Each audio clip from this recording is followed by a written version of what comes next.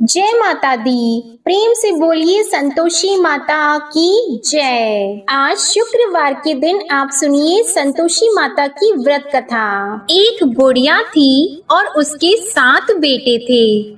6 बेटे कमाने वाले थे और एक बेटा निकम्मा था। बुढ़िया माँ 6 पुत्रों की रसोई बनाती, भोजन कराती और पीछे से जो कुछ बचता वो 7वें पुत्र को दे देती।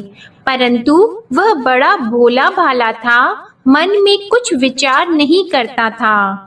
एक दिन वह अपनी बहू से बोला, देखो मेरी माता का मुझ पर कितना प्रेम है। वह बोली, क्यों नहीं, सबका झूठा बचा हुआ तुमको खिलाती है। वह बोला, ऐसा भी हो सकता है क्या? मैं जब तक आंखों से न देखूं मान नहीं सकता। बहू ने हंसकर कहा, देख लोगी तब तो मानोगी। कुछ दिन बाद बड़ा त्योहार आया। घर में 7 प्रकार के भोजन और चूरमा के लड्डू बने। वह जांचने को सर के दर्द का बहाना कर पतला कपड़ा सिर पर ओढ़कर रसोई घर में सो गया और कपड़े में से सब देखता रहा। 6 भाई भोजन करने आए। उसने देखा माँ ने उनके लिए सुंदर सुंदर आसन बिछाए, 7 प्रकार की रसोई परोसी। वह आग्रह करके जिमाती रही, वह देखता रहा। 6 भाई भोजन कर उठे तब माँ ने उनकी झूठी थालियों में से लड्डुओं के टुकड़ों को उठाया और एक लड्डू बनाया। झूठन साफ करके बुढ़िया माँ ने पुकारा, उठ बेटा, 6 भाई भोजन कर गए, अब तू ही बेटा बाकी है, उठ और तू कब खाएगा? वह कहने लगा, माँ मुझे भोजन नहीं करना, मैं परदेश जा रहा हूँ। माता ने कहा, कल जाता तो आज ही जा। वह बोला, हाँ हाँ आज ही जा रहा हूँ। यह कहकर वह घर से निकल गया। चलते समय उसे बहू की याद आई। वह गौशाला में कंडे थाप रही थी। वह उसे जाकर बोला कि मेरे पास तो कुछ नहीं है, यह अंगूठी है, सो ले लो और अपनी कुछ निशानी मुझे दे दो। वह बोली कि मेरे पास क्या है, यह गोबर भरा हाथ है। यह कहकर उसकी पीठ में गोबर के हाथ की थाप मार दी और वह चल दिया। चलते चलते दूर देश में पहुंचा। वहां पर एक साहूकार की दुकान थी। वहां जाकर बोला, भाई मुझे नौकरी पर रख लो। साहूकार को नौकर की जरूरत थी। साहूकार उससे बोला, तू नौकरी पर रह जा। लड़के ने पूछा, तनख्वाह क्या रहेगी? साहूकार ने कहा, काम देखकर दाम मिलेंगे। साहूकार की नौकरी मिल गई। वह सवेरे 6 बजे से रात्रि 12 बजे तक नौकरी करने लगा।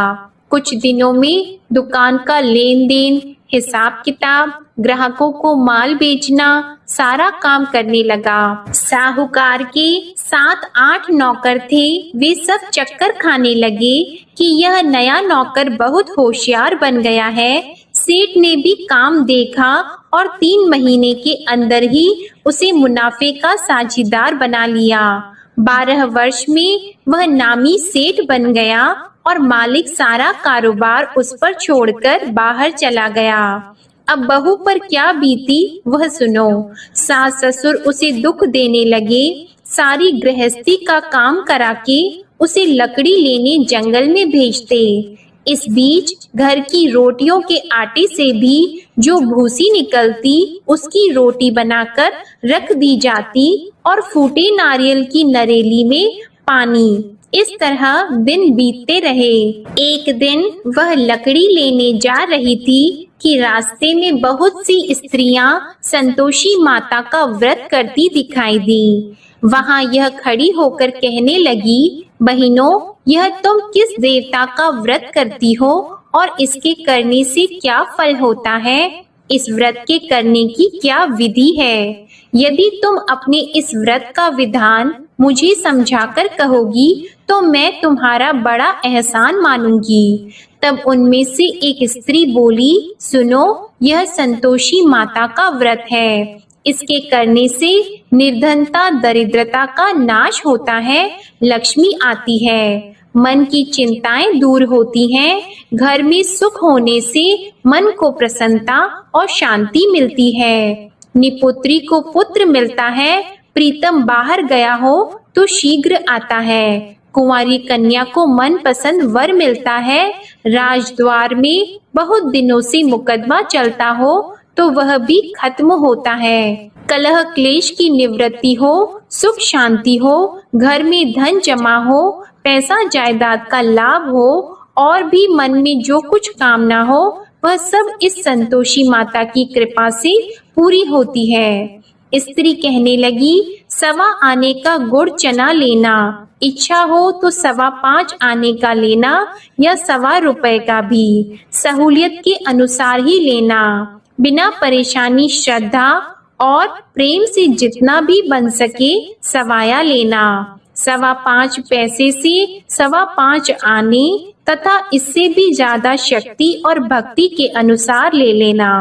हर शुक्रवार को निराहार रहकर कथा कहना और सुनना। इसके बीच क्रम टूटे नहीं, लगातार नियम पालन करते रहना।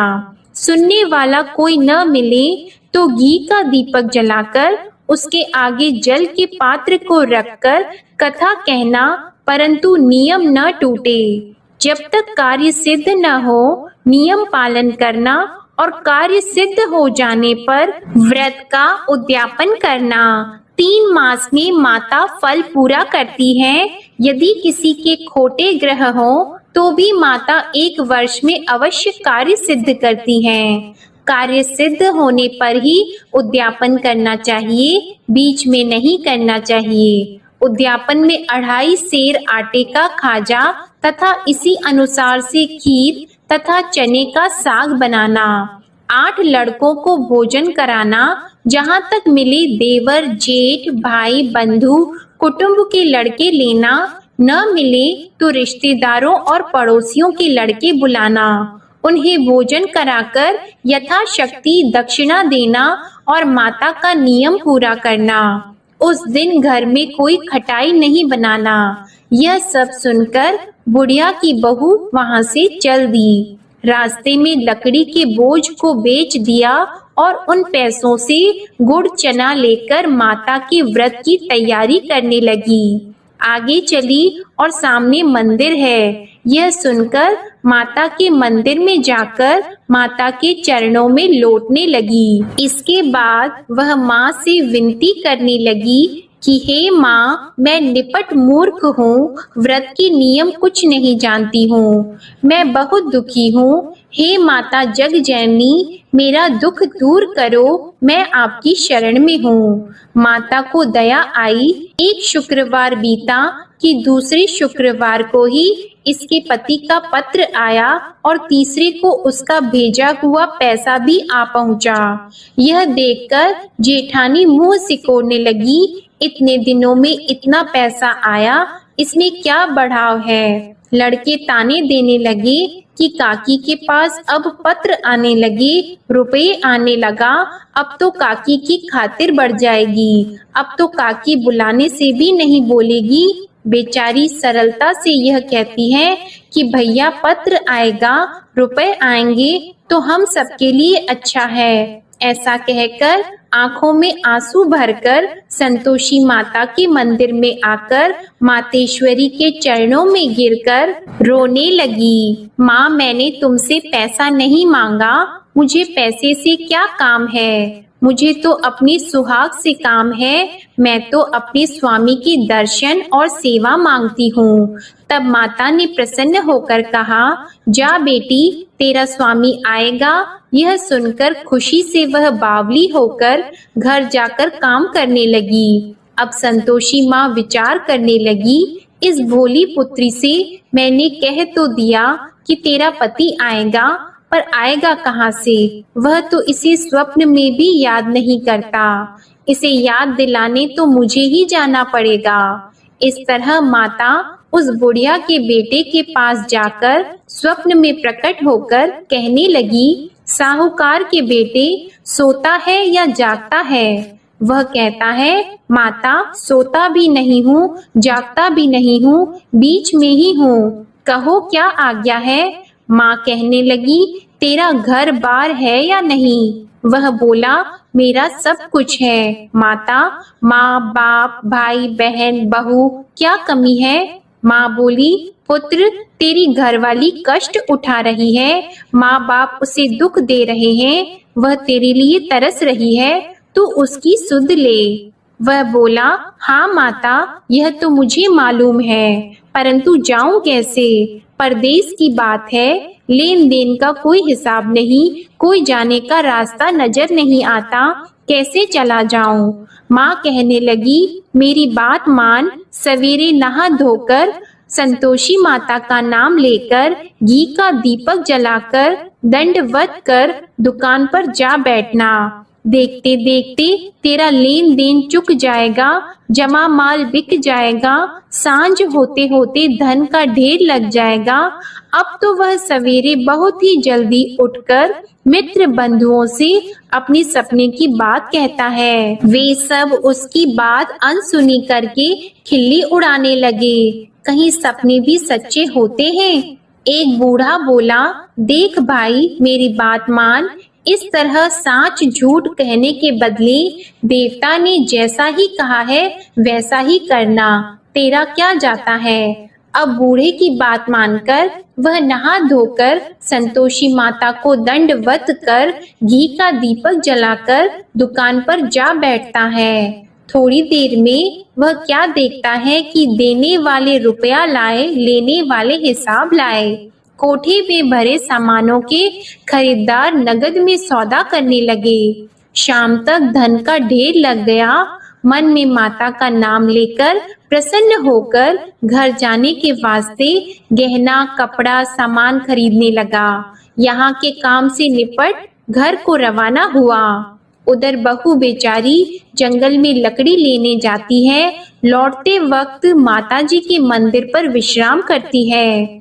वह तो उसका रोज रुकने का स्थान ही था। दूर धूल उड़ती देखकर वह माता से पूछती है, हे माता, यह धूल कैसे उड़ रही है। माँ कहती है, हे पुत्री, तेरा पति आ रहा है, अब तू ऐसा कर, लकड़ियों के 3 बोझ बना ले, एक नदी के किनारे रख, दूसरा मेरे मंदिर पर और तीसरा अपने सिर पर रख। तेरे पति को लकड़ी का गट्ठा देकर मोह पैदा होगा, वह यहाँ रुकेगा, नाश्ता पानी बनाकर खाकर माँ से मिलने जाएगा। तू लकड़ी का बोझ उठाकर जाना और बीच चौक में गट्ठा लाकर 3 आवाजें जोर से लगाना। लो सासू जी, लकड़ियों का गट्ठा लाई हूँ, भूसी की रोटी दो, नारियल के खोपड़े में पानी दो, आज कौन मेहमान आया है। माँ की यह बात सुनकर वह बहुत अच्छा माताजी कहकर प्रसन्न मन होकर लकड़ियों के 3 गट्ठे ले आई। एक नदी के तट पर एक माता के मंदिर पर रखा। इतने में ही वह मुसाफिर आ पहुंचा। सूखी लकड़ी देखकर उसकी इच्छा हुई कि अब यहीं निवास करें और भोजन बनाकर खा पीकर गांव जाएं। इस प्रकार भोजन बनाकर विश्राम लेकर गांव को गया। उसी समय बहू सिर पर लकड़ी का गट्ठा लिए आती है। उसे आंगन में डालकर जोर से 3 आवाज देती है, लो सासू जी, लकड़ी का गट्ठा लो, भूसी की रोटी दो, नारियल के खोपड़े में पानी दो, आज कौन आया है। यह सुनकर उनकी सास अपने दिए हुए कष्टों को भुलाने हेतु कहती है, बहू ऐसा क्यों कहती हो, तेरा मालिक ही तो आया है, बैठ, मीठा भात खाकर कपड़े गहने पहन। इतने में आवाज सुनकर उसका स्वामी बाहर आता है और अंगूठी देखकर व्याकुल हो जाता है। माँ से पूछता है, माँ यह कौन है। माँ कहती है, बेटा ये तेरी बहू है। आज 12 वर्ष हो गए जब से गया है, तब से सारे गांव में जानवर की तरह भटकती फिरती है। काम काज घर का कुछ करती नहीं, 4 समय आकर खा जाती है। अब तुझे देखकर भूसी की रोटी और नारियल के खोपड़े में पानी मांगती है। वह लज्जित होकर बोला, ठीक है माँ, मैंने इसे भी देखा और तुम्हें भी। अब मुझे दूसरे घर की चाबी दो तो मैं उसमें रहूंगा। ठीक है बेटा, जैसी तेरी मर्जी। यह कहकर माँ ने चाबी का गुच्छा उसे दे दिया। उसने लेकर दूसरे कमरे को खोलकर सारा सामान जमाया और एक दिन में ही वहां राजा के महल जैसा ठाट बाट बन गया। अब क्या था, वह सुख भोगने लगी। इतने में अगला शुक्रवार आया। उसने अपने पति से कहा, मुझे माता का उद्यापन करना है। उसका पति बोला, बहुत अच्छा, कर लो, अपनी खुशी से यह भी कर लो। तुरंत ही वह उद्यापन की तैयारी करने लगी। जेठ के लड़के को भोजन के लिए कहने लगी। उसने मंजूर किया, परंतु पीछे जेठानी अपने बच्चों को सिखाती है, देखो भोजन के समय सब लोग खटाई मांगना, जिससे इसका उद्यापन पूरा न हो। लड़के खाना खाने आए, खीर पेट भरकर खाई, परंतु बात याद आते ही कहने लगे, हमें कुछ खटाई खाने को दो, खीर खाना हमें भाता नहीं, यह देखकर अरुचि होती है। बहू कहने लगी, खटाई किसी को नहीं दी जाएगी, यह तो संतोषी माता का प्रसाद है। लड़के उठकर खड़े हुए और बोले, पैसे लाओ। भोली बहू कुछ जानती नहीं थी, सो उन्हें पैसे दे दिए। लड़के उसी समय उठकर इमली लेकर खाने लगे। यह देखकर बहू पर माता ने कोप किया। राजा के दूत उसके पति को पकड़कर ले गए और जेठ जेठानी मन माने खोटे वचन कहने लगे। लूट लूट कर धन इकट्ठा कर लाया था, सो राजा के दूत उसे पकड़कर ले गए हैं। अब सब मालूम हो जाएगा जब जेल की रोटी खाएगा। बहू से यह वचन सहन नहीं हुआ। रोती रोती माता के मंदिर में गई और बोली, हे माता, तुमने यह क्या किया? हंसाकर क्यों रुलाती हो? माता बोली, पुत्री, तूने उद्यापन करके मेरा व्रत भंग किया, इतनी जल्दी सब बातें भुला दी। वह कहने लगी, माता, भूली तो नहीं हूँ, न कुछ अपराध किया है, मुझे तो लड़कों ने भूल में डाल दिया, मैंने भूल से उन्हें पैसे दे दिए, मुझे क्षमा करो माँ। माँ बोली, ऐसी भी कहीं भूल होती है? वह बोली, माँ मुझे माफ कर दो, मैं फिर तुम्हारा उद्यापन करूंगी। माँ बोली, अब भूल मत करना। वह बोली, अब भूल नहीं होगी माता, अब बताओ वे कैसे आएंगे? माँ बोली, जा पुत्री, तेरा मालिक तुझे रास्ते में ही आता मिलेगा। वह निकली, रास्ते में पति आता मिला तो उसने पूछा, तुम कहाँ गए थे? वह कहने लगा, इतना धन जो कमाया है उसका टैक्स राजा ने मांगा था, वह भरने गया था। वह प्रसन्न होकर बोली, अच्छा हुआ, अब घर चलो। कुछ दिन बाद फिर शुक्रवार आया तो वह बोली, मुझे माता का उद्यापन करना है। पति ने कहा, कर लो। वह फिर जेठ के लड़कों से भोजन को कहने लगी तो जेठानी ने एक दो बातें सुनाई और लड़के सिखा दिए कि तुम पहले ही खटाई मांग लेना।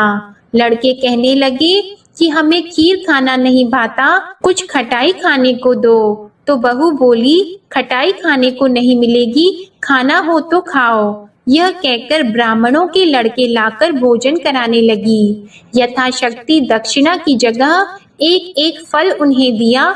इससे संतोषी माता प्रसन्न हुई। माता की कृपा होते ही 9वें मास उसको चंद्रमा के समान सुंदर पुत्र प्राप्त हुआ। वह पुत्र को लेकर प्रतिदिन माताजी के मंदिर को जाने लगी। माँ ने सोचा कि यह रोज आती है, आज क्यों न मैं ही इसके घर चलूं, इसका आसरा देखूं तो सही। यह विचार कर माता ने भयानक रूप बनाया। गुड़ और चने से सना मुख, ऊपर से सूंड के समान होठ, उस पर मक्खियां भिनभिना रही हैं। दहलीज में पैर रखते ही उसकी सास चिल्लाई, देखो कोई चुड़ैल डाकिनी चली आ रही है, लड़कों इसे भगाओ नहीं तो किसी को खा जाएगी। लड़के डरने लगे, चिल्लाकर खिड़की बंद करने लगे। बहू रोशनदान में से देख रही थी। प्रसन्नता से पगली होकर चिल्लाने लगी कि आज मेरी माता मेरे घर आई है। यह कहकर बच्चे को दूध पिलाने से हट जाती है। इतने में सास का क्रोध फूट पड़ा। वह बोली कि इसे देखकर कैसे उतावली हुई जो बच्चे को पटक दिया। इतने में माँ के प्रताप से जहाँ देखो वहाँ लड़के ही लड़के नजर आने लगे। बहू बोली, माँ जी, मैं जिनका व्रत करती हूँ यह वह संतोषी माता है। इतना कहकर झट से सारे घर के किवाड़ खोल दिए और सबने माता के चरण पकड़ लिए और विनती कर कहने लगे, हे माता, हम मूर्ख हैं, अज्ञानी हैं, तुम्हारी व्रत की विधि हम नहीं जानते हैं। तुम्हारा व्रत भंग करके हमने बहुत बड़ा अपराध किया है। हे माता, बहू को जैसा फल दिया वैसा सबको देना। जो भी यह कथा पढ़ेगा या सुनेगा उसके सभी मनोरथ पूर्ण होंगे। प्रेम से बोलिए संतोषी माता की जय। आइए अब सुनते हैं संतोषी माता की आरती। जय संतोषी माता मैया, जय संतोषी माता, अपने सेवक जन की सुख संपत्ति दाता। जय संतोषी माता मैया, जय संतोषी माता, सुंदर चीर सुनहरी माँ धारण कीन्हो, हीरा पन्ना दम के तन श्रृंगार लीन्हो। जय संतोषी माता मैया, जय संतोषी माता, गेरू लाल छटा छवि बदन कमल सोहे, मंद हंसत करुणामय, मंद हंसत करुणामय, त्रिभुवन जन मोहे।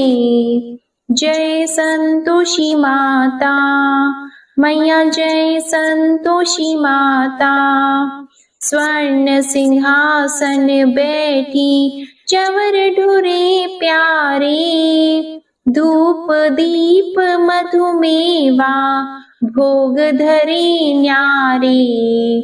जय संतोषी माता मैया, जय संतोषी माता, गुड़ अरु चना परम प्रिय तामे संतोष कियो, संतोषी कहलाई भक्तन वैभव दियो।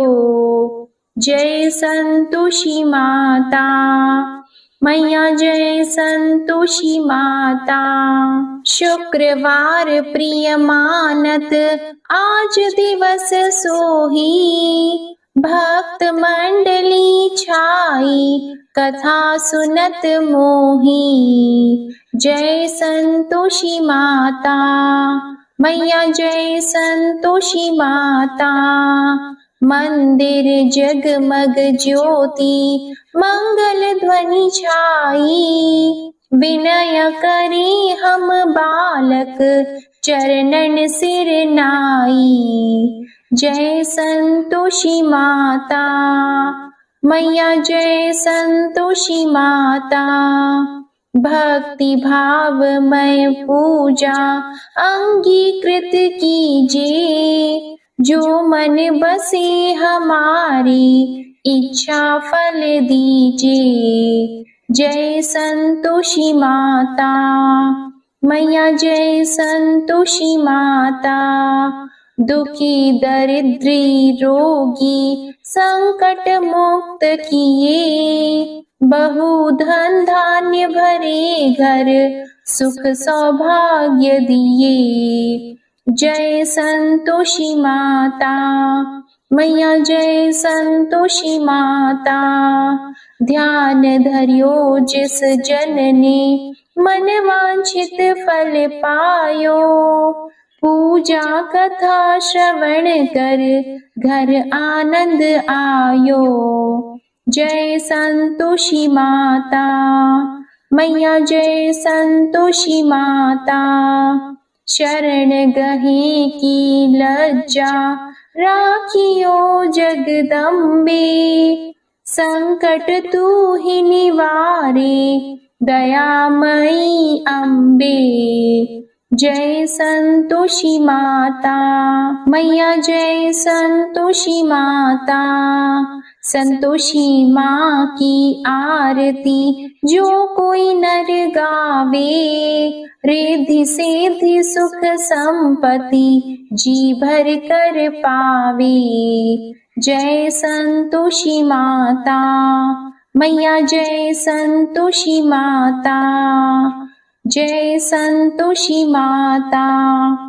प्रेम से बोलिए संतोषी माता की जय। आपको आज की कथा पसंद आए तो वीडियो को लाइक करके चैनल को जरूर सब्सक्राइब करिएगा और कमेंट में संतोषी माता की जय भी जरूर लिखिएगा। इसी के साथ आप हमारे चैनल पर मार्गशीर्ष मास महात्म्य की कथा और शुक्र प्रदोष की व्रत कथा भी आज जरूर सुनिएगा। जय माता दी।